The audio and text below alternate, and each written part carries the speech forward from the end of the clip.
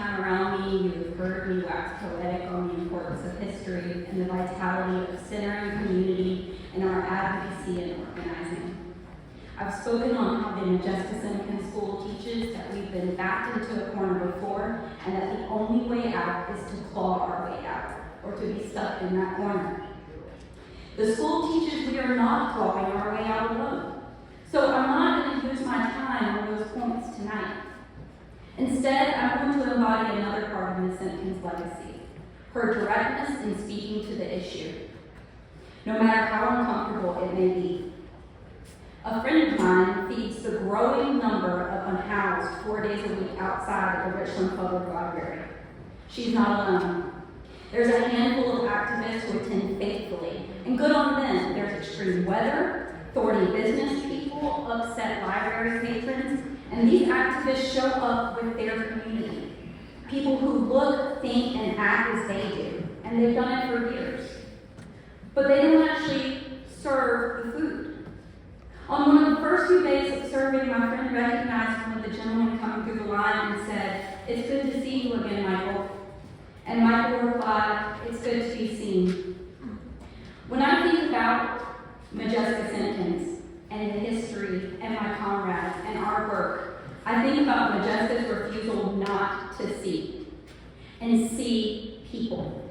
She saw that our duty is more than joining organizations and rallies and marches. It's even more than showing up.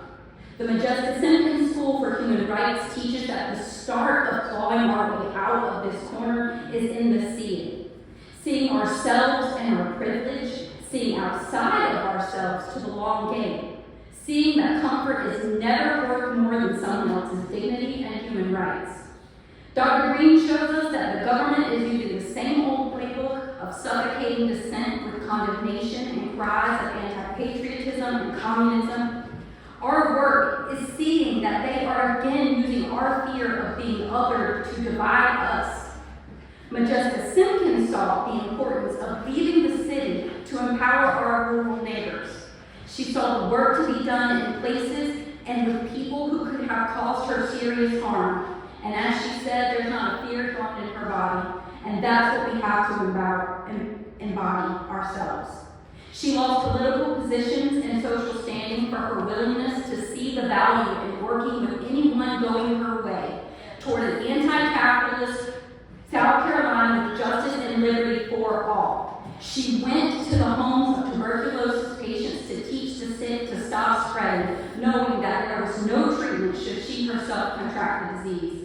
Her name, she proudly shared, is on the McCarthy-era list of un-Americans alongside others unwilling to stop pushing back against the injustices. "My name is on the list. You can see it right there," is what she said. So I'll leave you with this. When you leave here tonight through those doors, will you see the Columbia that needs to be seen? Will the next generation see your name on the list with Ms. Simkins? And if there is any question in your mind to the yes of that, the Modjeska Simkins School for Human Rights starts on March 1st, and it will be good to see you again.